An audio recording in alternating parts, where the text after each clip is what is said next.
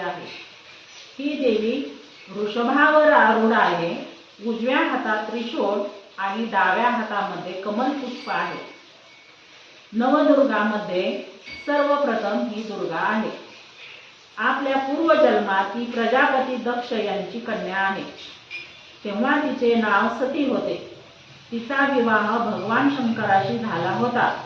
आता ऐकूया आपण 9 दिवस 9 गाणे या संकल्पने अंतर्गत देवीचे सुंदर असे भजन।